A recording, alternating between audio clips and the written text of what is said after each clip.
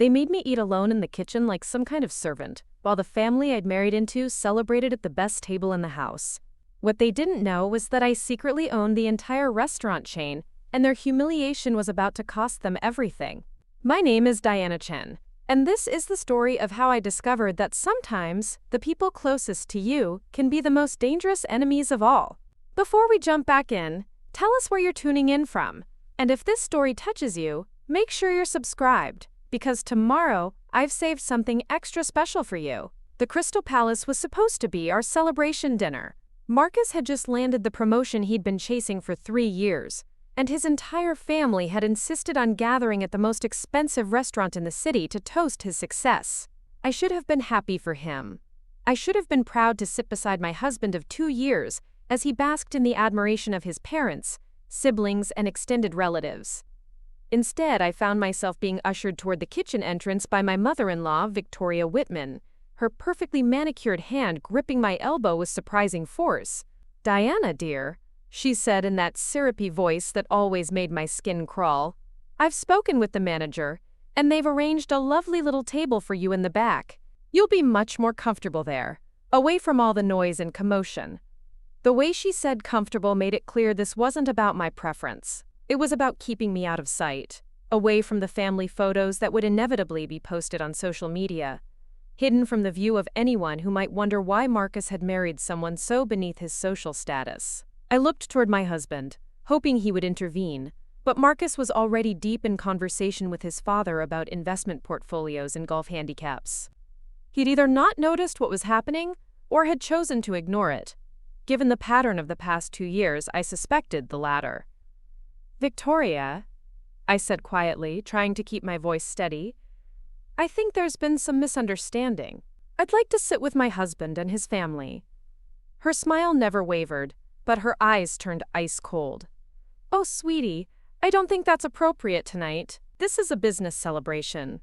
And you wouldn't understand most of the conversation anyway. We'll be discussing things that are quite over your head."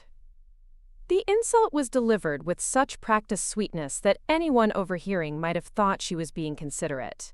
But I heard the venom underneath, the same contempt she'd shown me since the day Marcus had introduced me as his girlfriend 3 years ago. Marcus's sister Jennifer appeared beside us, her designer dress probably worth more than I made in 6 months at the nonprofit where I worked.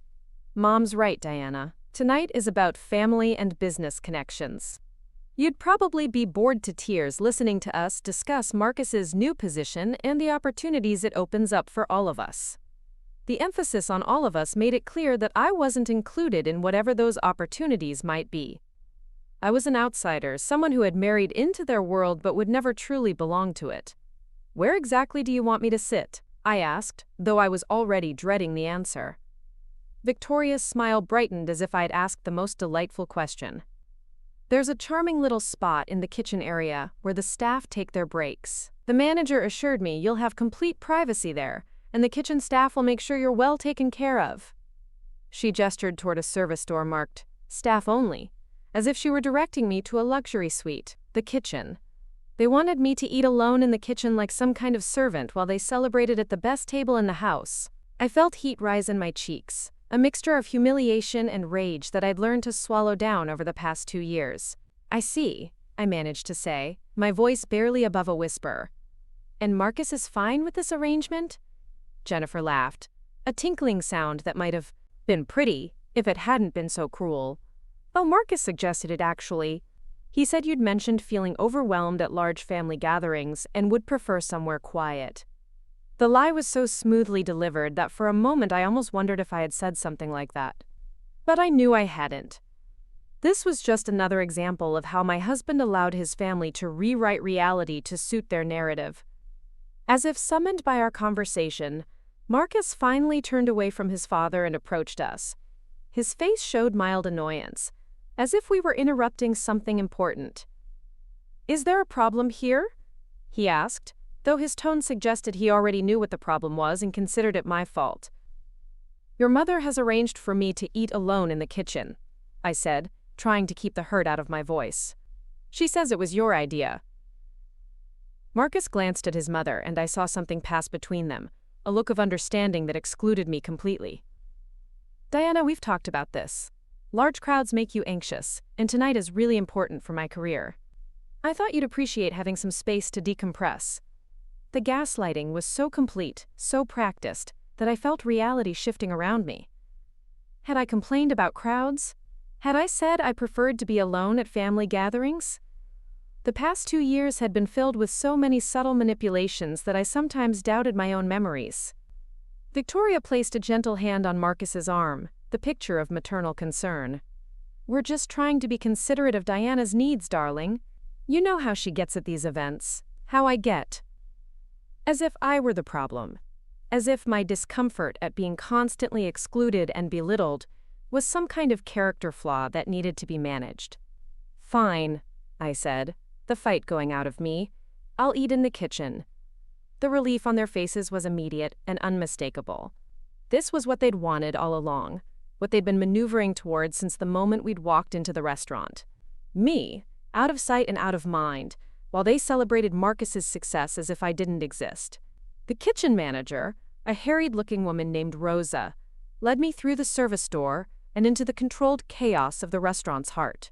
Chefs moved with practiced efficiency, servers rushed in and out with loaded trays, and the sound of sizzling pans created a constant background symphony. In the far corner, near a small window that looked out onto the alley behind the restaurant, sat a tiny table clearly intended for staff breaks. "I'm so sorry about this," Rosa said, her voice filled with genuine embarrassment.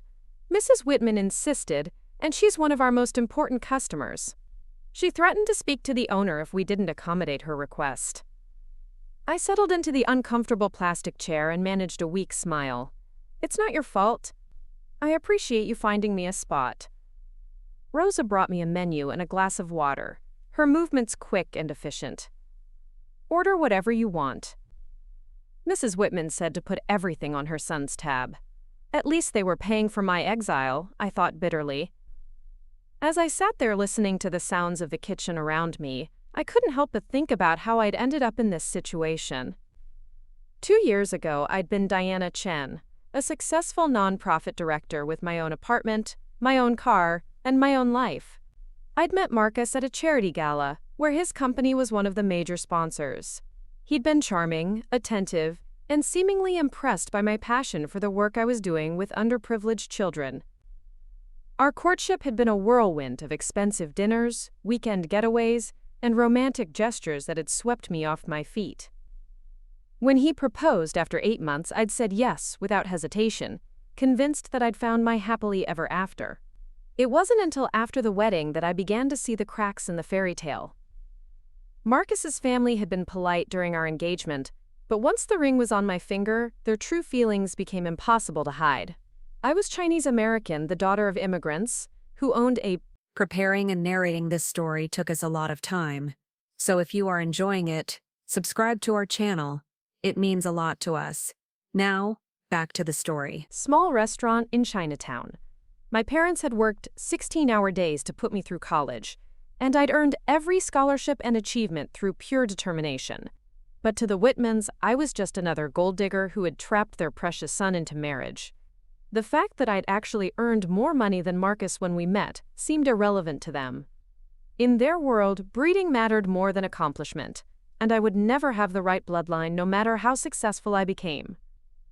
Marcus had started changing almost immediately after the honeymoon. The man who had once listened to my stories about work with genuine interest suddenly seemed bored by my career. He began making subtle suggestions that maybe I should consider finding something more suitable for a Whitman wife. When I resisted, he started undermining my confidence in small ways. He'd question my judgment on minor decisions, correct me in front of others, and gradually convince me that my instincts were wrong about nearly everything. The isolation had been gradual too. Marcus would schedule family events without consulting me, then act surprised when I couldn't attend due to work commitments. He'd make plans with his friends and forget to include me, then apologize so sincerely that I felt guilty for being upset. Slowly but surely, I found myself cut off from my own friends and family, dependent on Marcus and his relatives for social interaction. Tonight felt like the culmination of 2 years of systematic humiliation. As I sat in that kitchen, picking at a salad I'd ordered more out of politeness than hunger, I realized I'd lost myself completely. The confident woman who had once commanded boardrooms and inspired donors had been replaced by someone who accepted eating alone in a restaurant kitchen because her husband's family found her presence inconvenient. Through the small window beside my table, I could see into the main dining room, where the Whitman family celebration was in full swing. Marcus sat at the head of a long table, gesturing animatedly as he told some story that had everyone laughing. Victoria and her husband Richard flanked him like proud monarchs, while Jennifer and her husband David raised their glasses in what looked like an endless series of toasts. Other relatives I barely recognized filled out the rest of the table, all of them dressed in designer clothes and dripping with expensive jewelry. They looked happy, I realized. Happier than they'd looked in months. My absence wasn't just tolerated, it was celebrated. They could finally relax and be themselves without having to pretend they accepted me as part of the family. The revelation hit me like a physical blow, leaving me breathless with the magnitude of my own self-deception. I'd spent 2 years trying to win their approval, modifying my behavior, suppressing my opinions, and diminishing myself in hopes that they would eventually accept me. But they never would, because they didn't want to. Rosa appeared at my table with a concerned expression. "How's everything? You've barely touched your food." I looked down at the expensive salad I'd been pushing around my plate and felt a wave of nausea. "I think I need some air," I said, standing up so quickly that my chair scraped against the floor. "Could you show me to the restroom?" She led me through a maze of corridors to a small employee bathroom that smelled of industrial cleaner and desperation. I locked the door behind me and stared at my reflection in the cracked mirror above the sink. The woman looking back at me was a stranger. Her hair was styled in the conservative cut Victoria had suggested was more appropriate for charity events. Her dress was a muted beige that Victoria had helped her choose, saying it would help her blend in better at family gatherings. Even her makeup was subdued, neutral tones that wouldn't draw attention or make anyone uncomfortable. I'd become exactly what they wanted me to be. Invisible, manageable, and forgettable. The realization should have been devastating, but instead, I felt something I hadn't experienced in months. Clarity.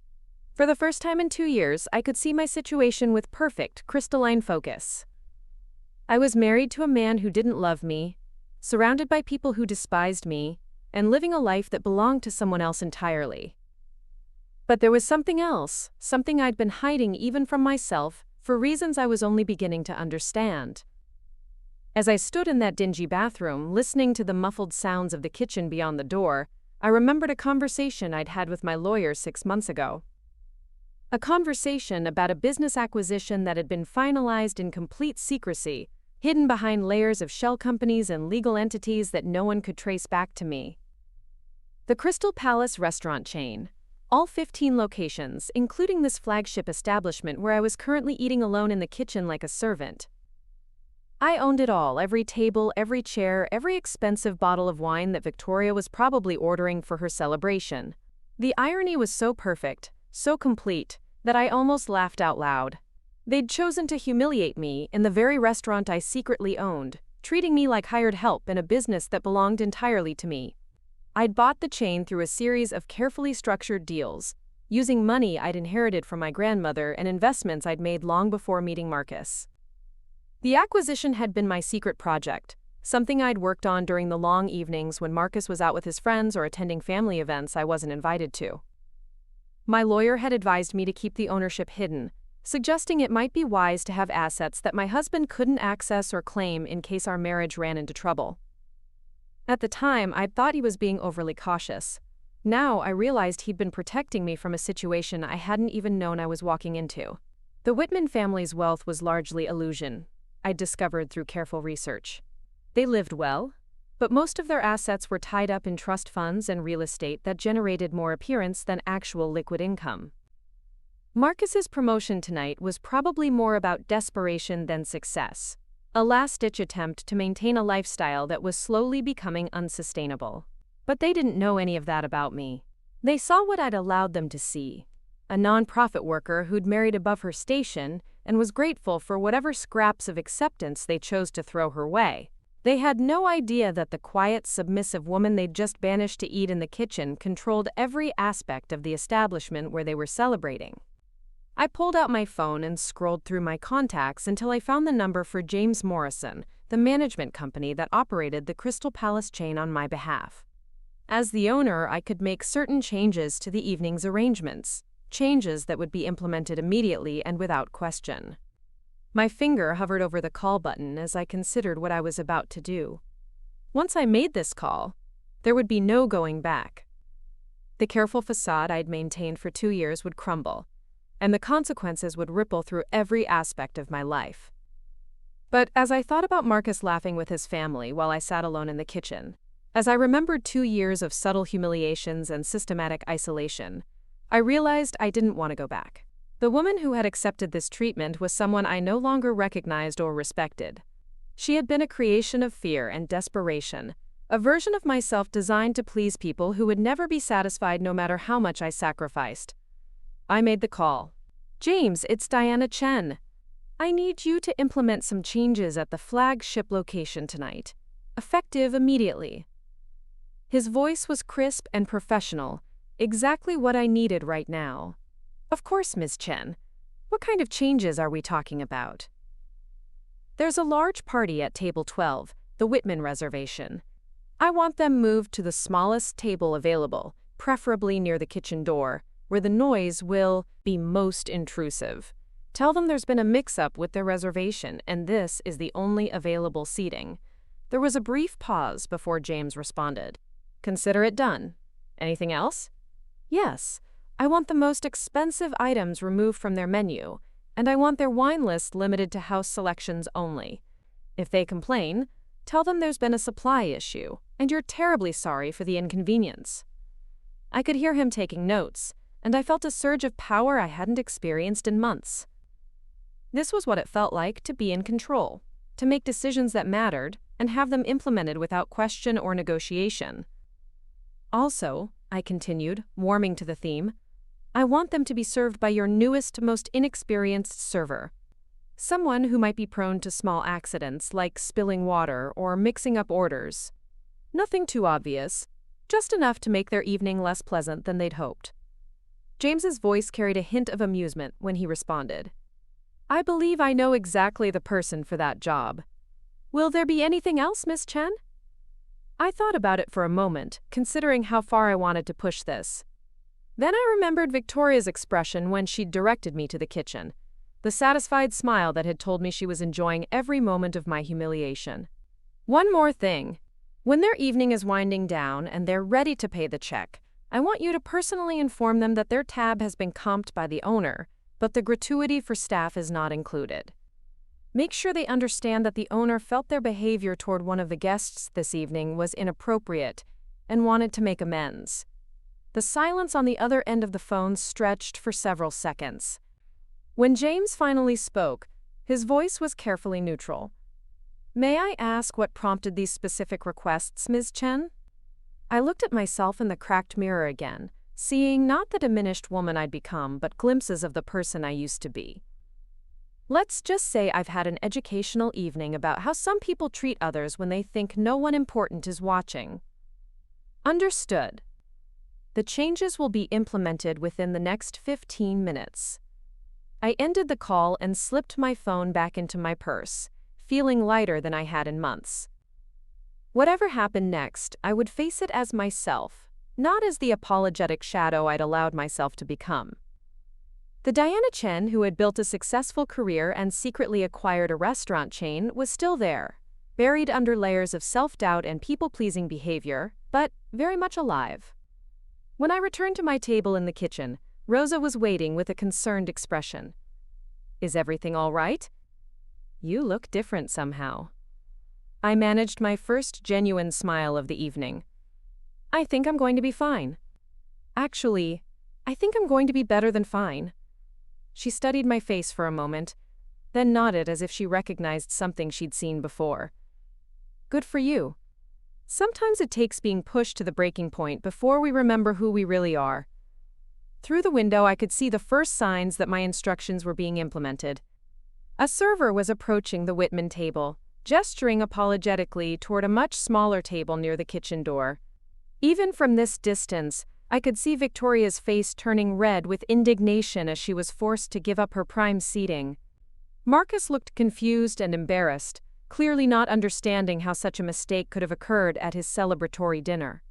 The relocation process was chaotic and humiliating, exactly as I'd hoped it would be. The Whitmans had to gather their belongings, move their gifts and flowers, and settle into cramped seating that put them directly in the path of servers rushing in and out of the kitchen. The noise level at their new table was significantly higher, making conversation difficult and eliminating any possibility of the intimate family celebration they'd planned. I watched Marcus try to maintain his composure as he dealt with the seating disaster, his face cycling through confusion, frustration, and barely controlled anger. This was probably the first time in his life that things hadn't gone exactly as he'd expected, and he clearly had no idea how to handle the situation.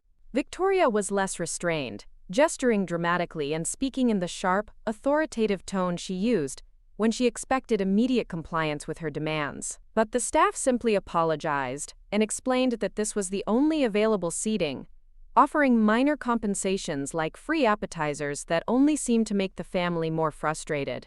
Jennifer kept checking her phone, probably trying to figure out if this debacle would interfere with the social media posts she'd planned to document the evening. Her husband David looked like he wanted to be anywhere else, clearly uncomfortable with the spectacle his in-laws were creating. The inexperienced server James had assigned to their table arrived to take drink orders, and I watched with satisfaction as she fumbled with her notepad and seemed confused by their requests. She spilled water while filling their glasses, mixed up who had ordered what, and generally created the kind of minor chaos that would transform an elegant celebration into an exercise in frustration management.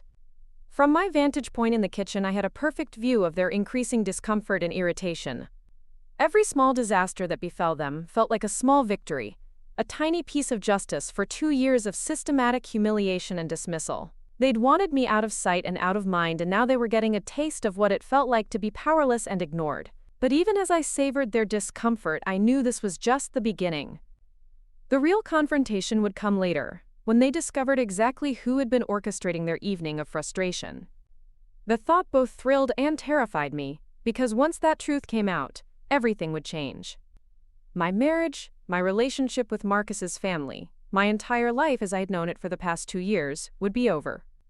The question was whether I was ready for that level of change, whether I had the strength to rebuild my life from scratch and face whatever consequences came from this evening's revelations. As I sat in that kitchen, watching the family that had never accepted me struggle with their own helplessness, I realized I didn't just want revenge. I wanted freedom, and I was finally ready to pay whatever price that freedom might cost.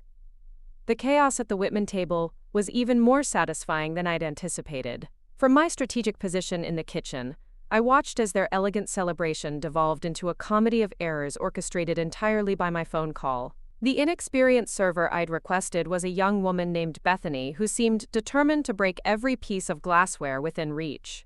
She'd already knocked over 2 water glasses, delivered the wrong appetizers to 3 different people, and somehow managed to get Victoria's silk blouse splattered with olive oil from the bread service. Marcus kept glancing toward the kitchen door, probably wondering where I was and why I wasn't witnessing his public humiliation alongside the family.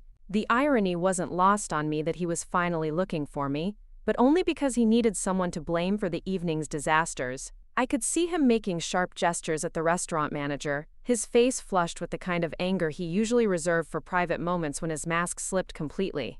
Victoria had progressed from indignant to absolutely livid, her voice carrying across the dining room despite her attempts to maintain some semblance of class. She kept demanding to speak with the owner, apparently unaware that the owner was currently finishing a mediocre Caesar salad 30 feet away behind a kitchen door.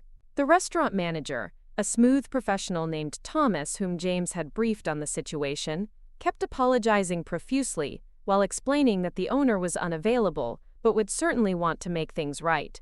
Jennifer was frantically trying to salvage her social media documentation of the evening, but every photo she attempted was ruined by some new disaster. In one shot, Bethany's elbow was blocking Marcus's face. In another, her father-in-law was caught mid-complaint with his mouth hanging open unattractively. The carefully curated image she'd planned to project of a successful, sophisticated family celebration was crumbling as thoroughly as her mother's composure. I pulled out my phone and called James again, feeling a rush of power that I'd almost forgotten existed.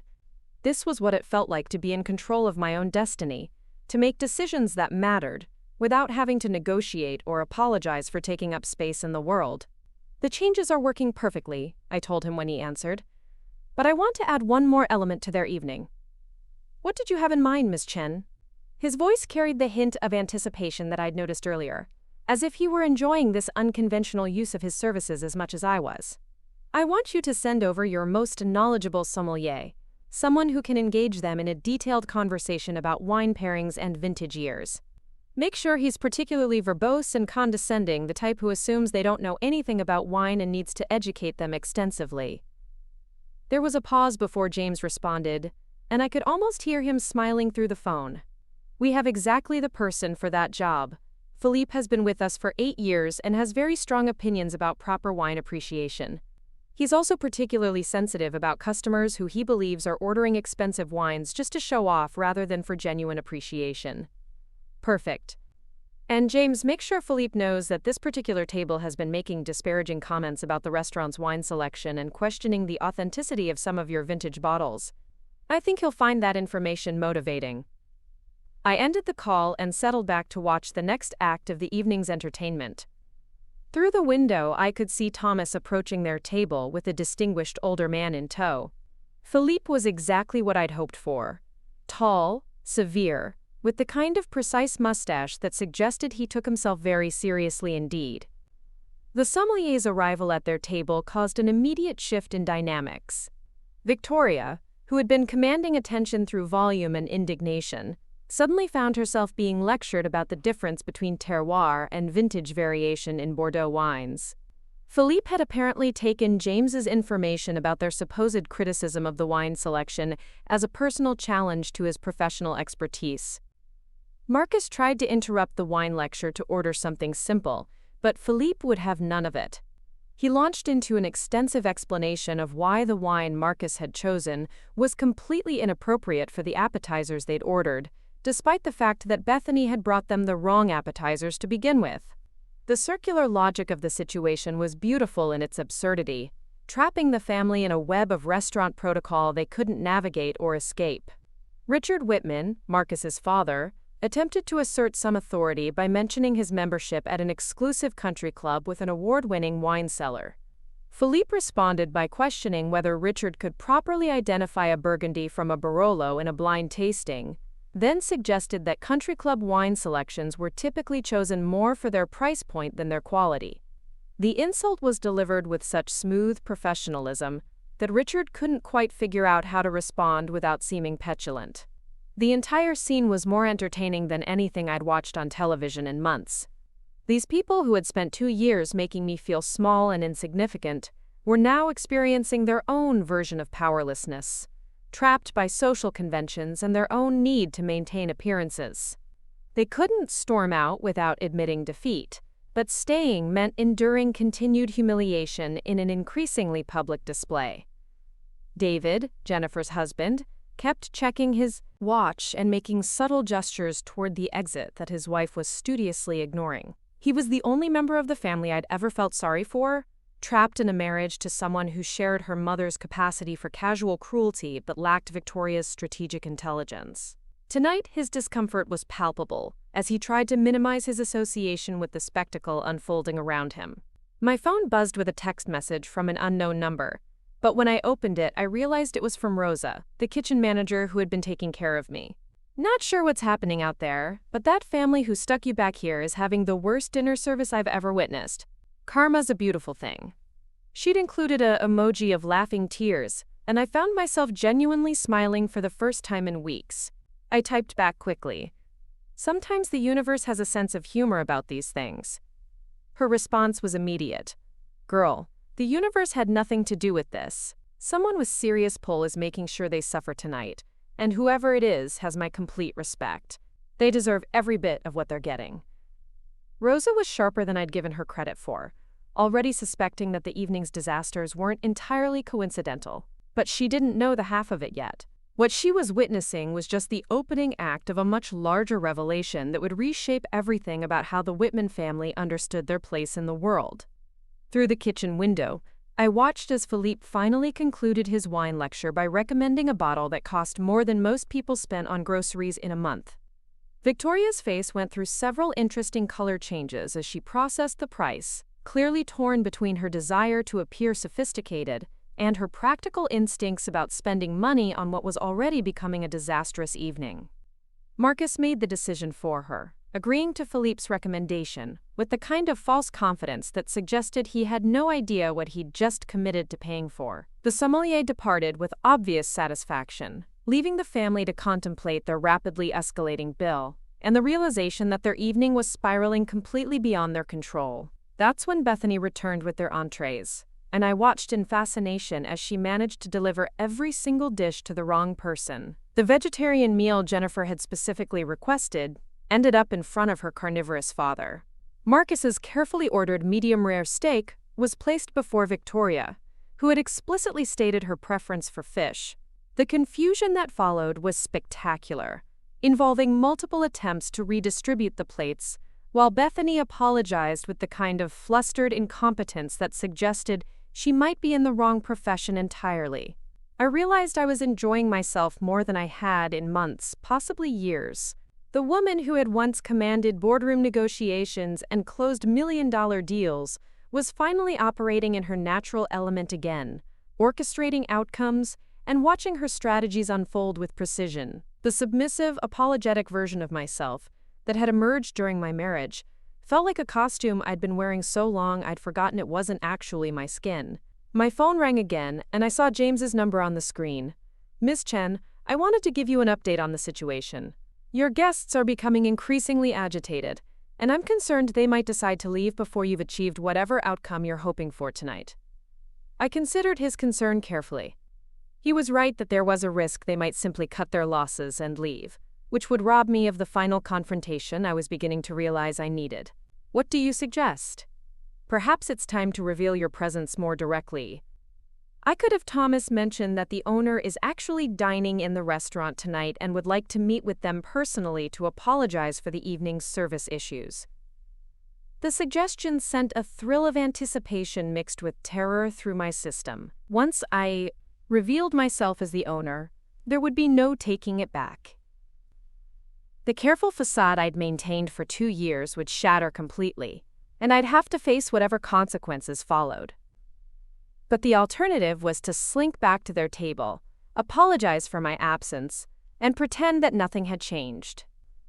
The thought of returning to that dynamic, of going back to being the inconvenient wife who ate alone in kitchens while the real family celebrated, made me feel physically sick. "Do it," I told James, "but give me 5 minutes to prepare myself first." I ended the call and walked to the employee bathroom again, needing a moment to transform myself from the diminished woman I'd become back into the person I used to be.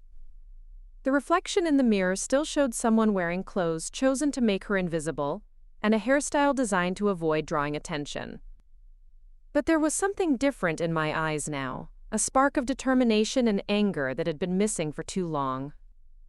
I pulled the pins from my hair and shook it loose, letting it fall into the natural waves that Victoria had convinced me were too casual for family events.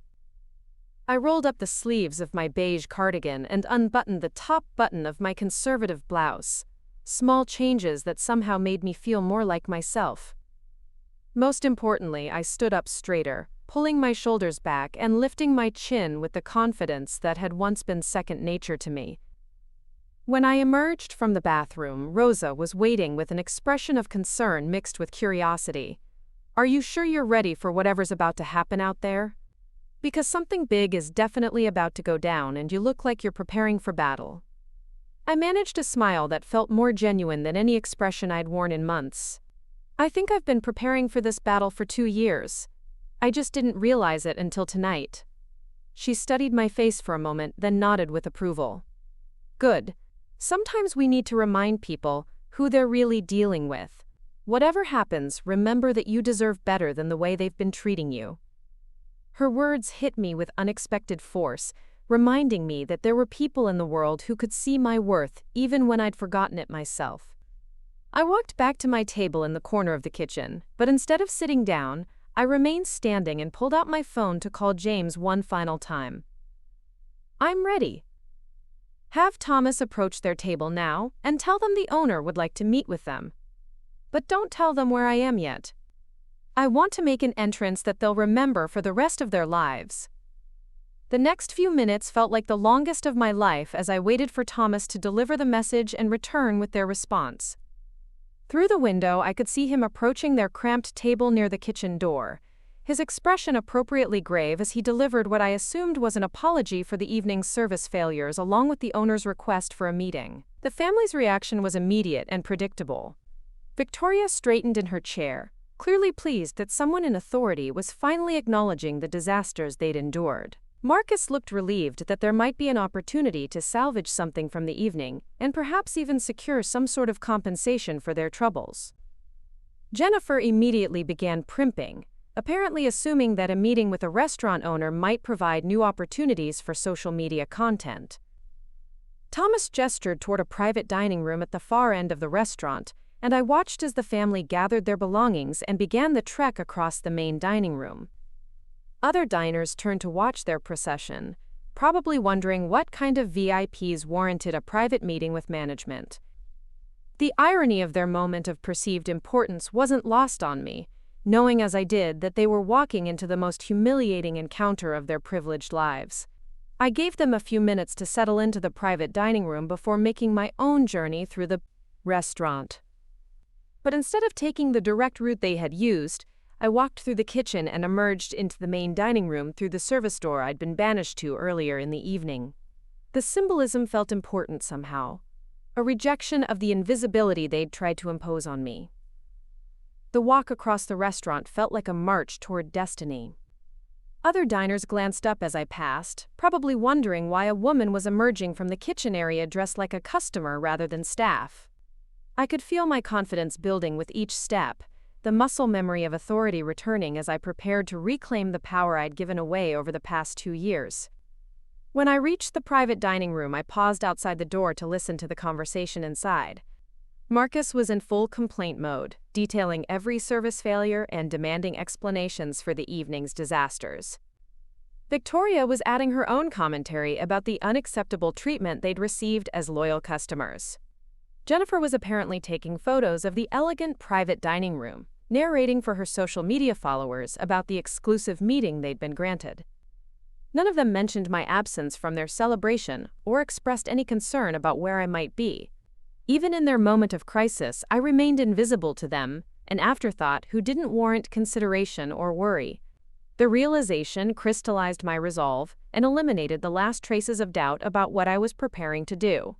I opened the door and stepped into the private dining room, watching as their faces cycled through confusion, recognition, and growing comprehension of what my presence meant. The silence that followed my entrance stretched for what felt like an eternity, heavy with implications that none of them quite understood yet. Thomas rose from his chair at the head of the table, his expression carefully neutral, as he prepared to deliver the revelation that would change everything. "Mr. and Mrs. Whitman, family members, I'd like you to meet the owner of Crystal Palace Restaurant Group. This is Ms. Diana Chen, who has some things she'd like to discuss with you about this evening's service." The shock on their faces was everything I'd hoped it would be and more. Marcus's mouth actually fell open, his brain apparently struggling to process how his invisible wife had suddenly become the powerful figure they'd been demanding to see. Victoria went completely pale, the implications of the evening's events finally beginning to penetrate her consciousness. Jennifer's phone slipped from her fingers and clattered onto the table, her social media documentation forgotten in the face of this impossible revelation. But it was Richard's reaction that surprised me the most. Instead of shock or confusion, his face showed a calculating intelligence that I'd never seen before. He was the first to recover his composure, the first to begin thinking strategically about what this revelation meant for the family's position. "Diana," he said carefully, his voice neutral and cautious. "This is quite a surprise. Perhaps you could help us understand what's been happening here tonight." I remained standing while they all sat, the physical positioning reinforcing the power dynamic that had just been completely reversed. For 2 years, I'd been the one looking up at them from a position of social inferiority. Now they were literally looking up at me, waiting for explanations, and hoping for mercy they hadn't earned. "What's been happening," I said, my voice steady and clear, "is that you've been experiencing what it feels like to be powerless and dismissed by people who control your circumstances. You've been forced to accept seating you didn't want, served by staff who didn't seem to care about your comfort, and treated as if your preferences and dignity didn't matter." The words hung in the air between us, their meaning unmistakable. Marcus found his voice first, though it came out as more of a croak. "Diana, I don't understand. When did you buy this restaurant? How is this possible?" The bewilderment in his voice was genuine, a recognition that the woman he thought he knew had never existed at all. I'd been playing a role, becoming smaller and weaker to fit into their world, while my real self had been building an empire they never suspected. "I've owned this restaurant chain for 6 months," I replied calmly. "I purchased it using my own money, from my own investments, through my own business connections. The same business acumen that you've all spent 2 years dismissing as irrelevant to your sophisticated world." Victoria finally found her voice, though it was significantly less commanding than usual. "But why didn't you tell us? Why keep something like this a secret?" I looked at her for a long moment, remembering every small cruelty, every casual dismissal, every time she'd made me feel like an unwelcome intruder in my own marriage. Because I learned very quickly that this family doesn't value what I have to offer. You made it clear that my career, my achievements, and my capabilities were embarrassments to be minimized, rather than assets to be celebrated. The silence that followed was broken only by the sound of Jennifer's nervous breathing and the distant clatter of dishes being cleared in the main dining room. They were beginning to understand that this wasn't just about tonight's dinner service. This was about 2 years of accumulated resentment and the systematic destruction of a woman's self-worth by people who should have been supporting her. Thomas cleared his throat diplomatically. "Ms. Chen, would you like me to leave you to have this conversation privately with your family?" The way he said family carried just enough emphasis to remind everyone in the room that these people who had been treating me like an outsider were supposed to be my closest relationships. "Actually, Thomas, I think it would be appropriate for you to stay. As the manager of this establishment, you should hear what I have to say about how certain customers have been treating other guests this evening." I turned back to face the Whitman family, seeing them clearly for the first time in years. They weren't the sophisticated, powerful people I'd tried so desperately to impress. They were just ordinary individuals who had convinced themselves that their breeding and social connections made them superior to everyone else. "You see," I continued, "earlier tonight this family decided that I wasn't worthy to sit at their table. They felt that my presence would somehow diminish their celebration, so they arranged to have me eat alone in the kitchen like hired help. They told me it was for my own comfort, but we all know what it really was." Marcus was starting to look sick, the implications of their behavior finally penetrating his consciousness. "Diana, we didn't mean it like that. Mom just thought—" "Your mother thought exactly what she meant to think," I interrupted, my voice sharp with 2 years of suppressed anger. "She thought that the woman her son married was an embarrassment, who needed to be hidden away when important people might be watching. And you, Marcus, went along with it because it was easier than standing up for your wife." The accusation hit its target, and I watched him flinch with the recognition of his own cowardice. Jennifer was frantically trying to process how this revelation would affect her social media presence, probably calculating whether being related to a restaurant owner was good for her image or not. David looked like he wanted to disappear entirely, finally understanding that he'd married into a family whose cruelty was about to have serious consequences.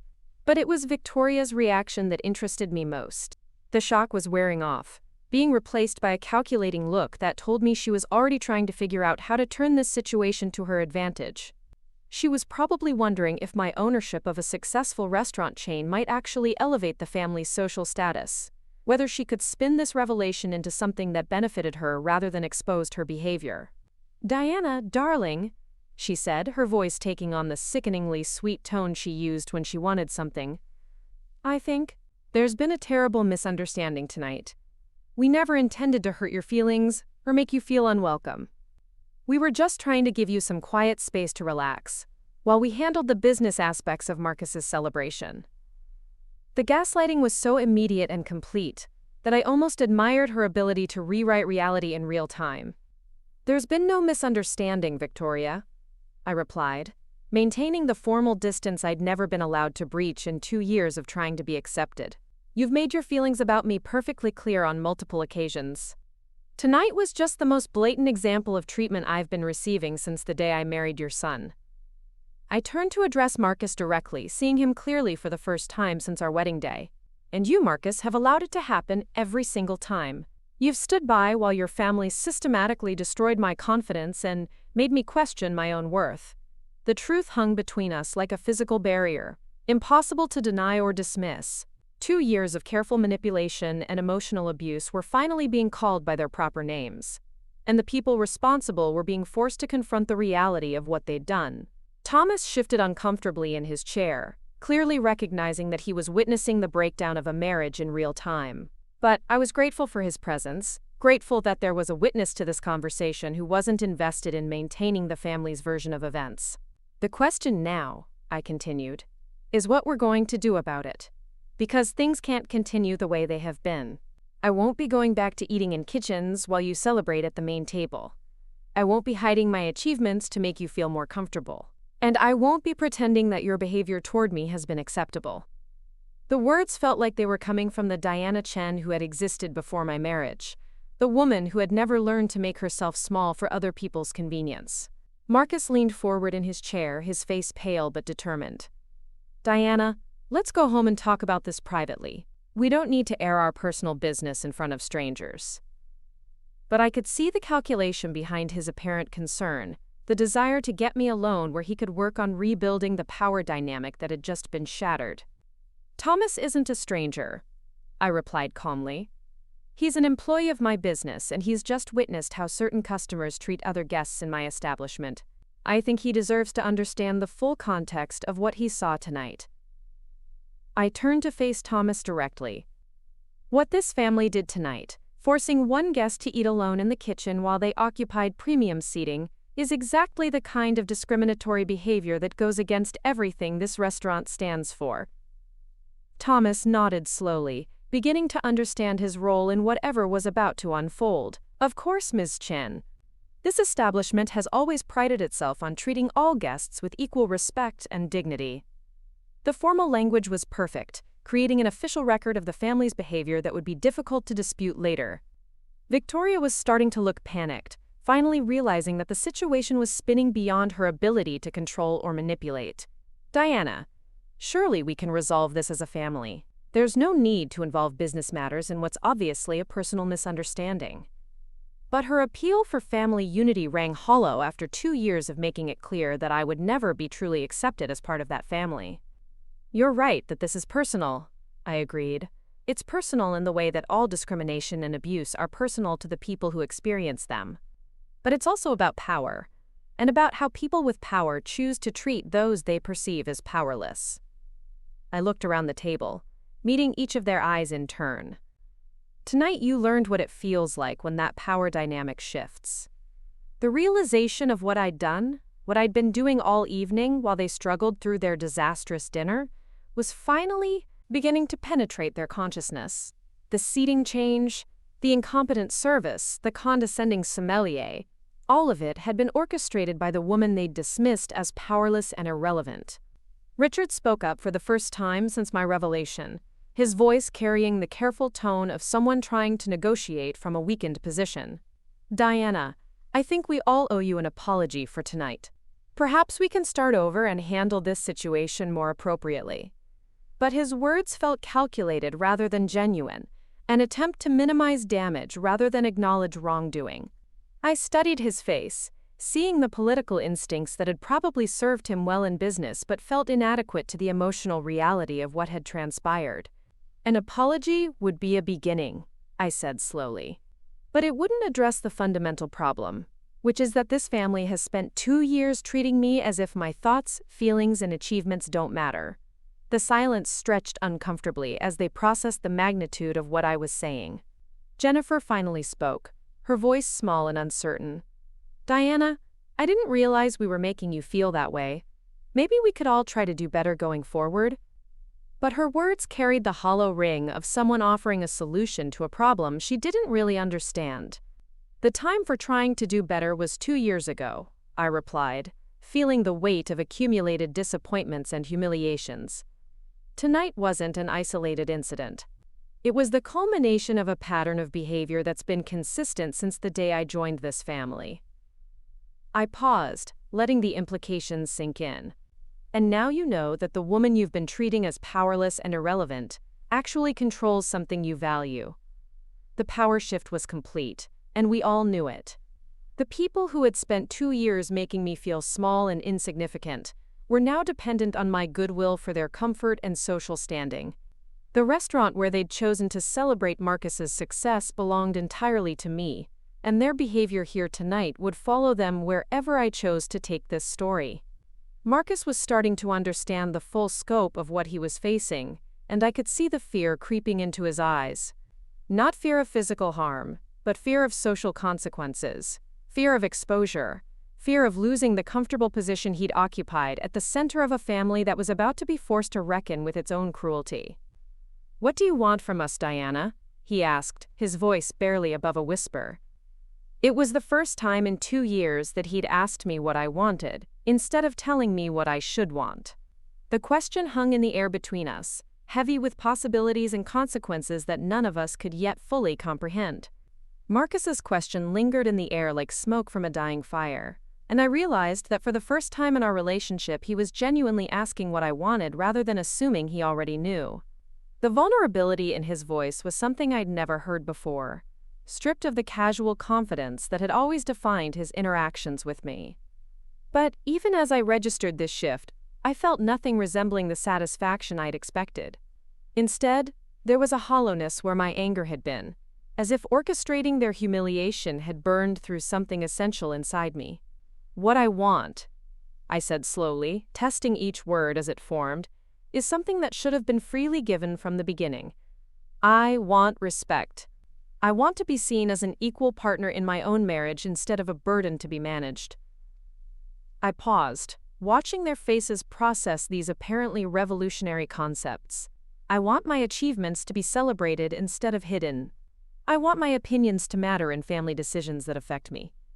Victoria shifted uncomfortably in her chair, her perfectly applied makeup beginning to show stress fractures around her eyes.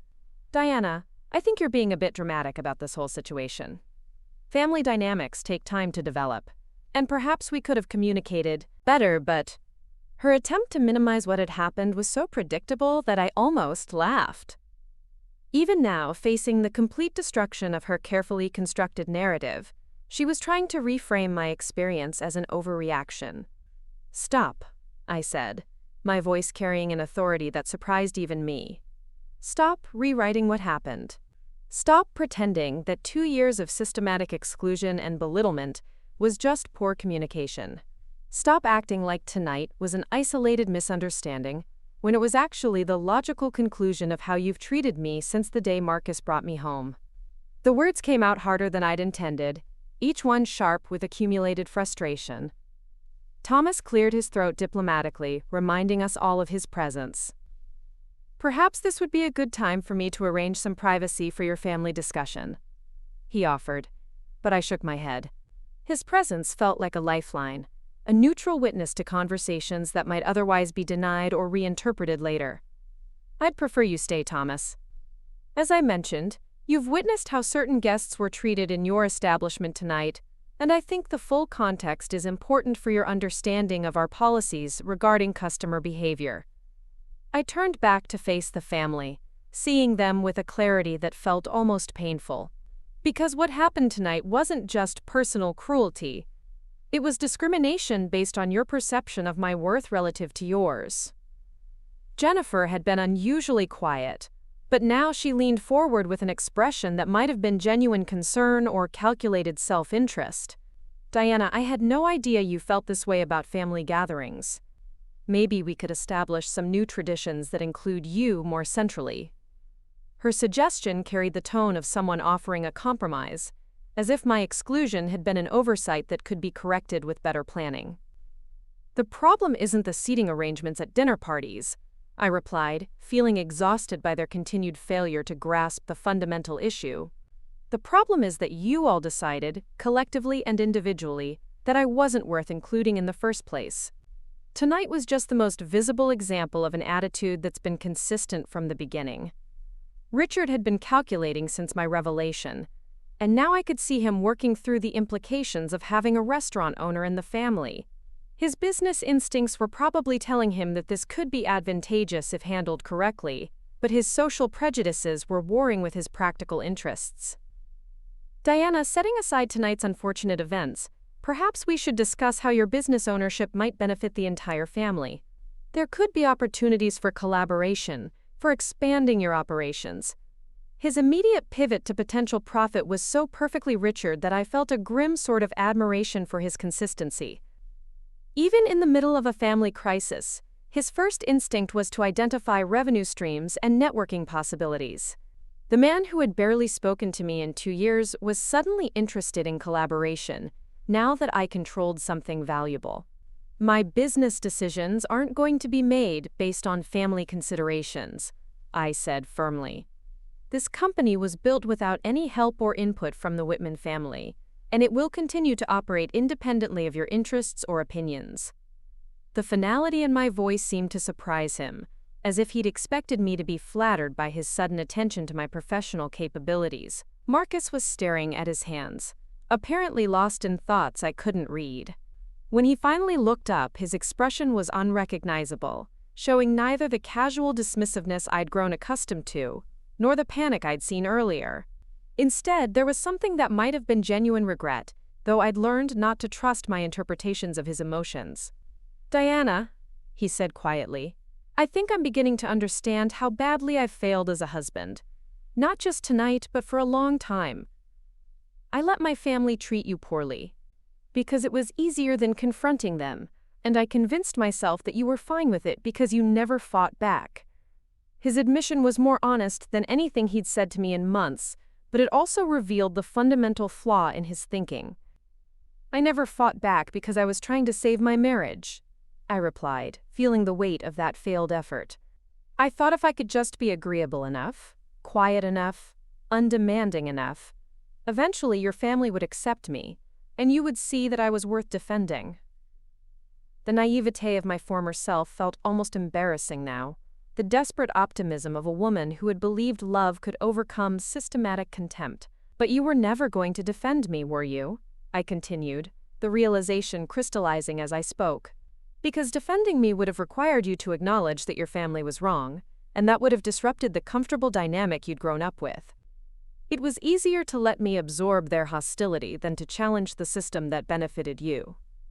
The silence that followed was different from the shocked quiet that had greeted my earlier revelations.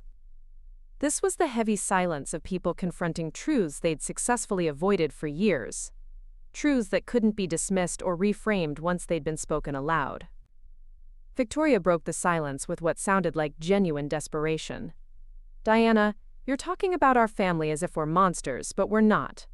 We're just people who maybe haven't been as welcoming as we should have been. Surely we can find a way to move forward that doesn't involve destroying everything we've built together." Her appeal to family unity would have been more convincing if she hadn't spent 2 years making it clear that I was never truly part of that family. "What exactly have we built together, Victoria?" I asked, genuinely curious about her perspective. "Because from where I've been sitting, you've built a system where I'm tolerated at best and excluded whenever possible. You've built traditions that center around my absence rather than my inclusion. You've built a narrative where I'm the problem that needs to be managed rather than a person whose feelings matter." Thomas shifted in his chair, probably uncomfortable with the intensity of the conversation, but professionally bound to remain present. I appreciated his discomfort because it reminded me that normal people found this level of family dysfunction disturbing. I'd been living with it so long that I'd started to accept it as inevitable. "The truth is," I continued, "I don't think any of you actually like me very much. I think you tolerate me because I'm married to Marcus, but if that weren't the case, you wouldn't choose to spend time with me or value my company." And that's fine, actually. People don't have to like everyone. But you can't build a functional family dynamic around barely concealed contempt and expect the target of that contempt to pretend everything is wonderful. Jennifer was starting to cry, though I couldn't tell if the tears were genuine emotion or strategic manipulation. Diana, that's not true. We don't dislike you. We just don't know how to relate to you sometimes. You're so different from the women we usually socialize with. Her words were probably meant as an explanation, but they only reinforced my point about being seen as fundamentally other. Different how? I asked, though I suspected I already knew the answer. Jennifer looked uncomfortable, glancing at her mother for guidance before responding. Well, you know. Your background, your interests, your priorities. You're more serious than we're used to, more focused on work than social activities. It's not bad, it's just different. The coded language was transparent enough that even she seemed to recognize how it sounded. What she was really saying was that I was too ethnic, too ambitious, too intellectual for their comfort. I represented values and priorities that challenged their assumptions about what women should be and want. So the solution was to make me feel unwelcome until I learned to minimize those differences? I asked. To teach me that my natural personality was inappropriate for family gatherings? Jennifer's tears increased, but she didn't answer, probably recognizing that any response would only make things worse. Marcus suddenly stood up, his chair scraping against the floor with a harsh sound that made everyone jump. "This is insane," he said, his voice rising. "We're sitting here acting like we're terrible people when all we did was try to include Diana in our family traditions. Maybe we made some mistakes, but we're not criminals. We're not abusers. We're just a normal family trying to navigate a complicated situation." His outburst revealed the defensive anger I'd been expecting, the resistance to accepting responsibility that would make any real change impossible. He was already rewriting the evening's events, transforming deliberate exclusion into unfortunate mistakes and systematic mistreatment into normal family complications. A normal family, I repeated slowly, doesn't force one member to eat alone in a kitchen while the others celebrate at the main table. A normal family doesn't spend 2 years making someone feel like an unwelcome outsider in her own marriage. A normal family doesn't require one person to completely change her personality to be tolerated by the others. "You're being dramatic," Marcus shot back, his composure finally cracking completely. "Nobody forced you to do anything. You chose to go along with Mom's suggestions because deep down you knew they made sense. You chose to change your behavior because you realized your original approach wasn't working. These were your decisions, Diana." The gaslighting was so complete and confident that I felt a momentary disorientation, a brief return to the self-doubt that had characterized so much of our marriage. But this time I had witnesses and evidence, objective observers who could confirm that his version of events didn't match reality. "Thomas," I said without taking my eyes off Marcus, "you witnessed what happened earlier tonight. Did I choose to eat in the kitchen, or was I directed there against my stated preference to sit with my husband's family?" Thomas straightened in his chair, clearly uncomfortable but professionally obligated to respond honestly. "From my observation, ma'am, you were directed to alternative seating despite expressing a desire to remain with your party." The arrangement appeared to be imposed rather than requested. His careful professional language carried more weight than any emotional appeal I could have made. Marcus's face flushed red as he realized his attempt to rewrite recent history had been contradicted by a neutral witness. "That's not how it happened," he insisted, but his voice lacked conviction. Diana agreed to the arrangement. She understood why it made sense. "I agreed because I had no choice," I corrected. "I agreed because the alternative was causing a scene that would have embarrassed you and reflected poorly on your family. I agreed because I've spent 2 years learning that fighting for my own dignity is considered inappropriate behavior in your family's social system." Victoria was looking increasingly desperate, her carefully maintained composure beginning to fracture under the weight of having her behavior examined so directly. "Diana, you're making this sound much more calculated than it actually was. These were just spontaneous decisions made in the moment. not some elaborate conspiracy to hurt your feelings. Spontaneous decisions that consistently worked against my interests and in favor of your comfort, I replied. Spontaneous decisions that somehow always resulted in my exclusion and your satisfaction. Spontaneous decisions that followed the same pattern for 2 years running. The mathematical precision of their casual cruelty was becoming impossible to deny. Richard cleared his throat, apparently deciding to try a different approach. Diana, let's assume for the sake of argument that we've all made mistakes in how we've treated you. What would it take to repair this situation and move forward as a family? His question sounded reasonable on the surface, but I could hear the underlying assumption that forgiveness and reconciliation were inevitable outcomes that just required the right negotiation. I don't think it can be repaired, I said, the words coming out more definitively than I'd expected. I don't think you can undo 2 years of systematic dismissal and contempt with apologies and promises to do better. I don't think you can rebuild trust that was never actually established in the first place. The finality in my voice seemed to shock them all, as if they'd assumed this was a negotiation rather than a declaration. Marcus sat back down heavily, his face pale with what might have been genuine recognition of what he was about to lose. Diana, you can't mean that. We can work this out. We're family. Are we? I asked, genuinely curious about his definition of that word. Because family members don't treat each other the way you've treated me. Family members don't require one person to earn acceptance through submission and self-denial.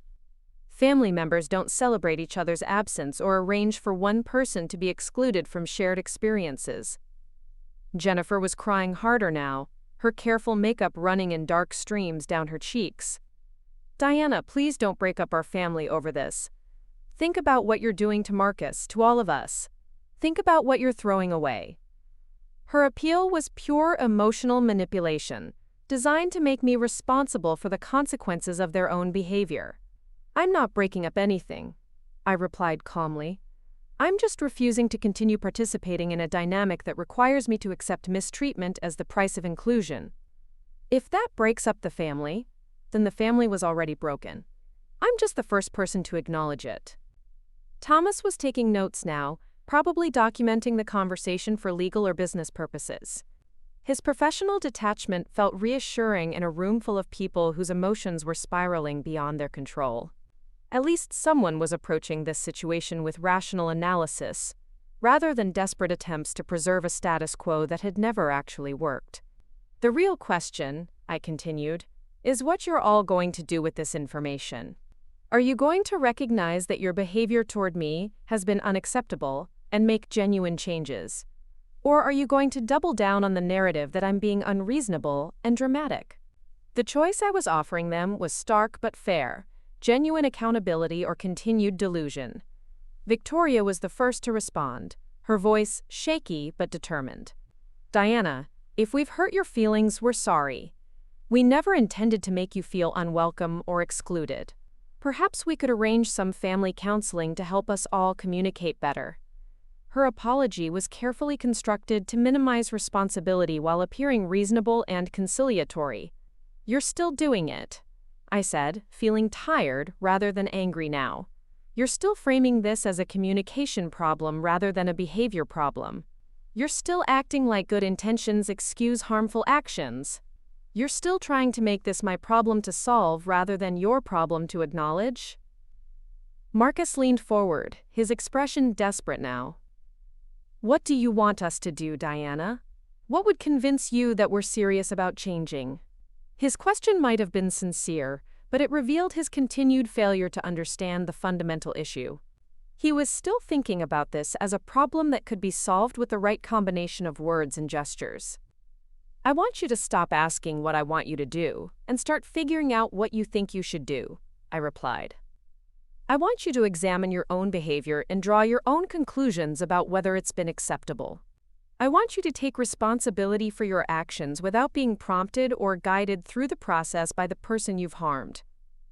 The request was apparently too much for them to process, judging by their blank expressions and uncomfortable silence. They'd spent so long operating from a position of assumed superiority that the idea of genuine self-reflection seemed foreign and threatening.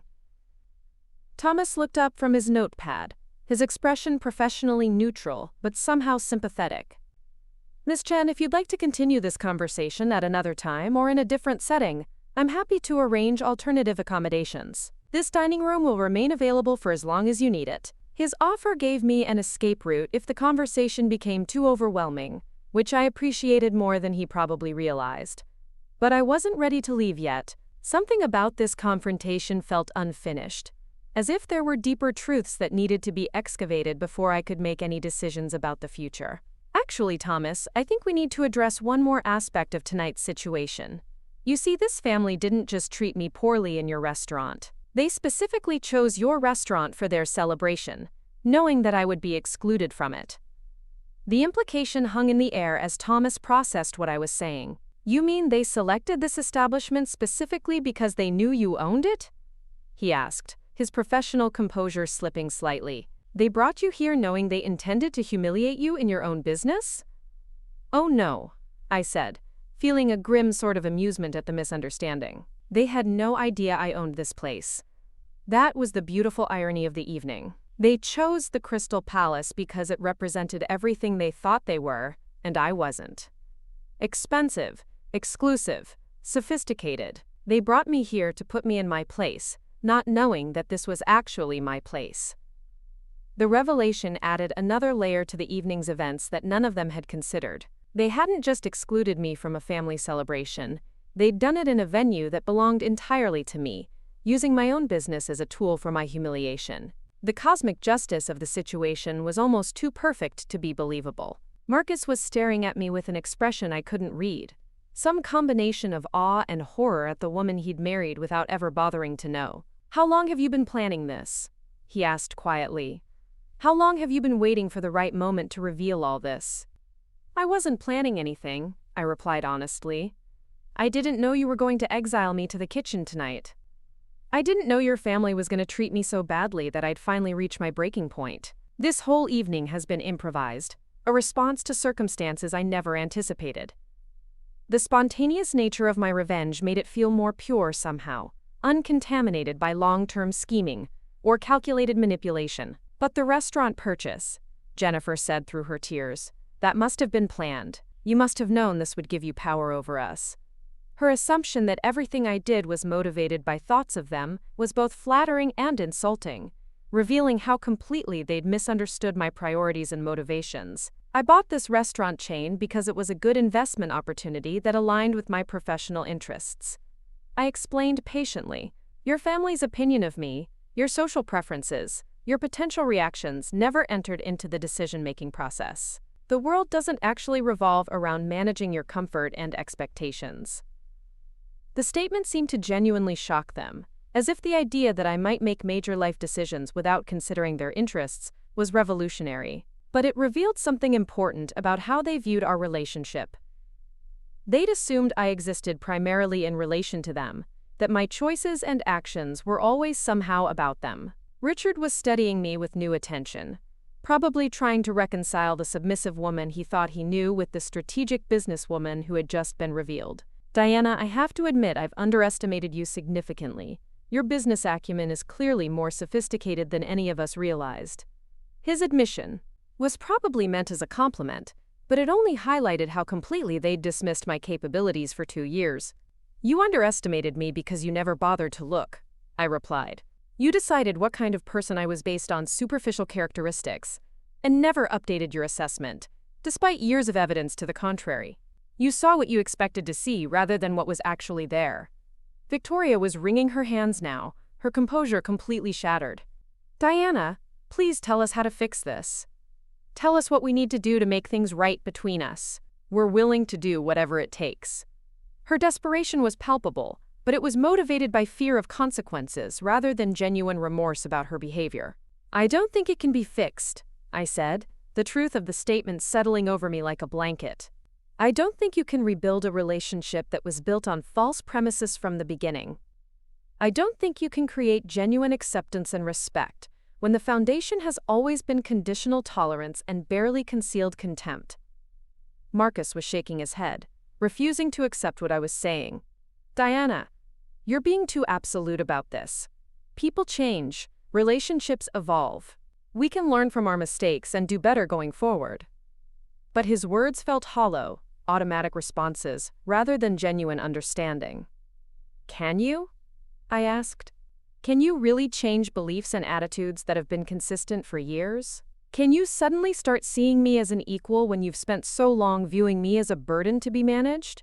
Can you develop genuine respect and affection for someone you've never actually tried to know?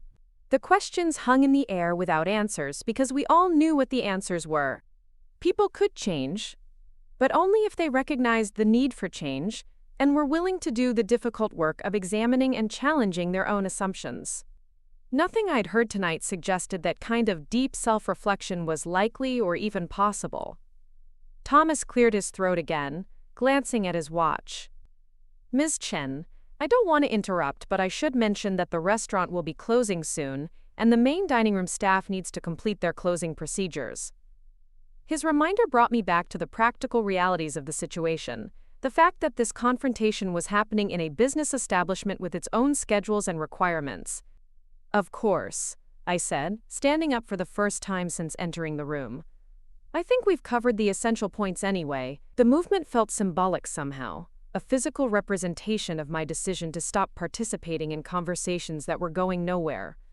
Diana, wait, Marcus said, rising quickly to follow me. We can't end things like this. We need more time to work through everything that's been said tonight. But I could hear the desperation in his voice, the panic of someone realizing he was about to lose something he'd never bothered to value properly. Actually, Marcus, I think we've had more than enough time, I replied, moving toward the door. We've had 2 years to work through these issues, and tonight's events prove that nothing has improved. If anything, the problem has gotten worse over time, rather than better. Jennifer jumped up from her chair, her face streaked with tears and mascara. Diana, please don't leave like this. Think about what you're doing to our family, to Marcus's career, to everything we've all worked to build together. Her appeal was pure emotional manipulation, designed to make me responsible for consequences I hadn't created. I haven't worked to build any of this, I replied, gesturing around the elegant dining room. I've worked to survive it, to find ways to exist within a system that was never designed to include me. But I'm done with that now. I'm done trying to fit into spaces where I'm not wanted. Victoria made one last desperate attempt to salvage the situation. Diana, you're a part of this family whether you like it or not. You can't just walk away from 2 years of marriage and shared experiences because of one difficult evening. But her words only proved how little she understood about what had actually been shared and what had merely been endured. Watch me, I said simply, opening the door and stepping into the hallway that led back to the main restaurant. The symbolic weight of the action felt appropriate, a physical representation of my decision to stop accepting unacceptable treatment. Behind me, I could hear the sounds of chairs scraping and urgent whispered conversations as the family processed what had just happened and tried to figure out their next move. But their reactions no longer felt like my responsibility to manage or consider. For the first time in 2 years, I was making decisions based on my own needs and preferences rather than their comfort and convenience. The walk through the restaurant felt different now, purposeful rather than defeated. Other diners glanced up as I passed, probably wondering about the intense conversation that had been taking place in the private dining room. But their curiosity felt benign compared to the judgment and dismissal I'd grown accustomed to from people who were supposed to care about me. When I reached the main entrance, I paused to look back at the restaurant one more time. The Crystal Palace had always represented everything I thought I wanted. Elegance, sophistication, the kind of social acceptance that seemed to matter so much to the Whitman family. But owning it hadn't made me feel powerful or successful. It had just provided me with the means to expose the true nature of people I'd been trying desperately to please. The irony wasn't lost on me that I'd spent a fortune acquiring a business that would primarily serve as the setting for the destruction of my marriage and the end of my relationship with the only family I'd had for 2 years. But perhaps that was fitting. Perhaps some prices were worth paying for the clarity that came with finally seeing the truth about who people really were when they thought no one important was watching. The morning after the confrontation at Crystal Palace, I woke up in my downtown apartment for the first time in 6 months. I'd maintained the lease even after moving in with Marcus, some instinct telling me to keep an escape route available. Now, surrounded by my own furniture and the quiet that came with solitude, I felt like I could breathe properly for the first time in years. My phone had been buzzing constantly since I'd left the restaurant, messages from Marcus alternating between angry demands and desperate apologies. Victoria had sent several lengthy texts, explaining how I'd misunderstood their intentions. Jennifer had left voicemails promising that things could be different if I'd just give them another chance. I deleted them all without reading or listening completely. The business of untangling a marriage proved more complex than orchestrating revenge at a dinner party. My lawyer, Patricia Wong, had been handling my restaurant acquisition and was unsurprised by my request to discuss divorce proceedings. She'd seen the prenuptial agreement Marcus had insisted upon, designed to protect his family's assets from someone they'd assumed was marrying for money. "The irony is beautiful," Patricia said, reviewing the documents in her office that afternoon. "This prenup actually works in your favor now. They wanted to ensure you couldn't claim any of their assets, but it also means they can't claim any of yours. Your restaurant chain, your investments, your property acquisitions over the past 2 years, all of it remains entirely yours."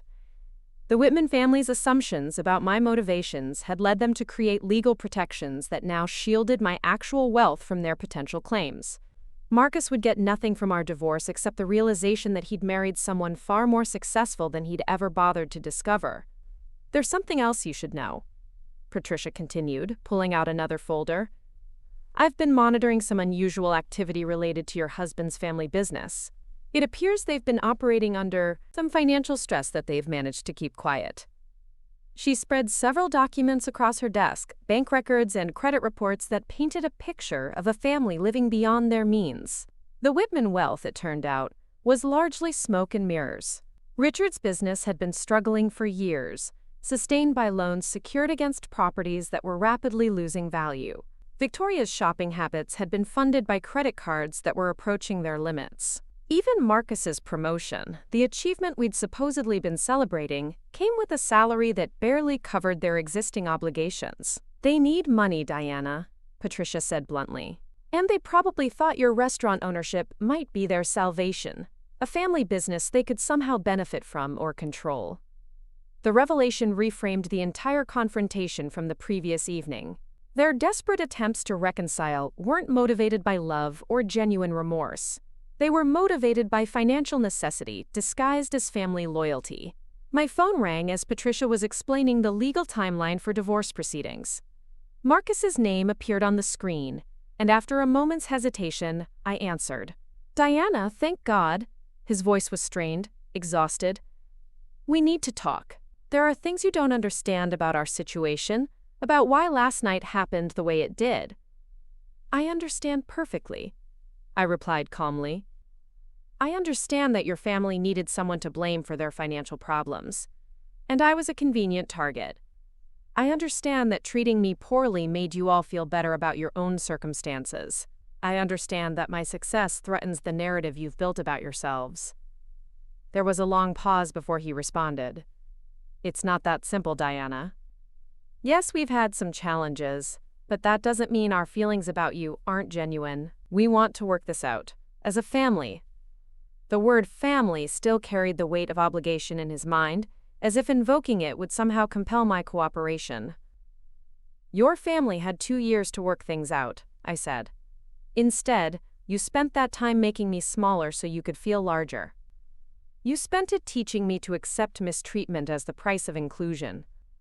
You spent it convincing me that my achievements were embarrassments rather than assets." Patricia was taking notes, probably documenting his admission that the family had been facing challenges they'd hidden from me. "Diana, please." Marcus's voice cracked slightly. "Don't throw away everything we have over one difficult evening. Don't punish all of us for mistakes that can be corrected." But his plea revealed how little he understood about what we actually had. In his mind, we had a marriage worth saving. In my mind, we had 2 years of evidence that marriage had never really existed. "I'm not throwing anything away," I told him. I'm just stopping my participation in something that was never working. I'm choosing my own well-being over your family's comfort for the first time since I've known you." I ended the call without waiting for his response, feeling lighter with each boundary I established. Patricia smiled approvingly. "That conversation will be helpful in court if they try to claim emotional distress or argue that the divorce is somehow punitive rather than necessary." She handed me a business card. "I'm also recommending you speak with a financial advisor about protecting your assets. Desperate people sometimes make desperate choices, and the Whitmans are facing some serious financial pressures." The next few weeks passed in a blur of legal paperwork and business meetings. I threw myself into expanding the restaurant chain, using the crisis of my marriage as motivation to build something even more successful. The work felt therapeutic, a return to the confidence and competence I'd abandoned in my futile attempts to gain acceptance from people who were determined to withhold it. Crystal Palace's business actually improved after that evening.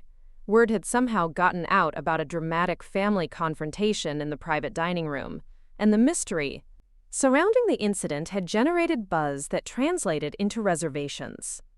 Thomas reported that people were specifically requesting the room where something interesting had happened, turning my personal crisis into a marketing opportunity. I decided to visit the restaurant one evening, curious to see how the staff was handling the increased attention. Rosa greeted me at the kitchen entrance with a knowing smile. "I heard you're the owner now," she said. "I also heard you handled that family situation with more class than they deserved." Word travels fast in the restaurant industry, and apparently my story had become legend among the service staff. "How are they handling the new business?" I asked, gesturing toward the busy dining room. Rosa's smile broadened. "Let's just say that night taught everyone here something about treating people with respect, regardless of what you think their status is. The service has been exceptional ever since. Sometimes the best lessons were learned through public examples rather than private conversations." I was reviewing financial reports in the manager's office when Thomas knocked on the door. "Miss Chen, there's a situation I thought you should know about. Mrs. Victoria Whitman is here, requesting to speak with you." The irony of Victoria seeking me out at the same restaurant where she'd banished me to the kitchen just weeks earlier wasn't lost on either of us. "Show her to the private dining room," I said after a moment's consideration. "And Thomas, I want you present for this conversation as well. Consider it a continuation of your education in customer service policies." If Victoria wanted another confrontation, she would have it under circumstances that favored transparency rather than manipulation. When I entered the private dining room, Victoria was seated at the same table where our family confrontation had taken place. She looked smaller somehow, her usual commanding presence diminished by circumstances she couldn't control. Her designer clothes still looked expensive, but they hung on her frame like costumes rather than expressions of genuine confidence. "Diana," she said, attempting to summon her old authoritative tone, "I appreciate you agreeing to see me. I think we need to clear the air about what happened here and find a way to move forward that benefits everyone involved." Even in her diminished state, she was still trying to control the narrative and frame the conversation in terms that assumed my cooperation. "I'm not interested in moving forward with you, Victoria," I replied, taking a seat across from her. "I'm interested in moving forward without you, which is exactly what I've been doing since that evening." Thomas positioned himself near the door, his notebook ready to document whatever was about to unfold. Victoria's composure slipped slightly, revealing the desperation underneath her carefully maintained facade. "Diana, I know we've had our difficulties, but we're still family. Marcus is still your husband, and I'm still your mother-in-law. We have obligations to each other that transcend temporary disagreements." Her appeal to family obligations would have been more convincing if she'd honored those obligations herself. "Actually, Victoria, we don't have obligations to each other," I corrected. "You've made it clear for 2 years that I'm not really part of your family, that my inclusion is conditional and my acceptance is temporary. You can't invoke family loyalty when it suits your purposes after systematically demonstrating that loyalty doesn't extend to me." She leaned forward, her voice taking on the persuasive tone she'd probably perfected in decades of social manipulation. Diana, I'm willing to admit that we haven't always handled things perfectly. Perhaps we could have been more welcoming, more inclusive in our family activities. But surely we can learn from our mistakes and build something better going forward. The mistake wasn't in the handling, I said firmly. The mistake was in the fundamental attitude that made the handling necessary. You didn't accidentally exclude me or accidentally treat me as inferior. You did those things deliberately because you believed I deserved that treatment. Thomas was taking detailed notes, creating a record of admissions that might prove useful later. Victoria's mask was slipping more obviously now, stress fractures showing in her composed expression. Diana, you have to understand our position. When Marcus brought you home, we didn't know what to make of you. You were so different from what we expected, so focused on work and achievement instead of the social aspects of marriage. Her explanation revealed the prejudices that had driven her behavior all along. So you decided to fix me, I said, understanding finally clicking into place.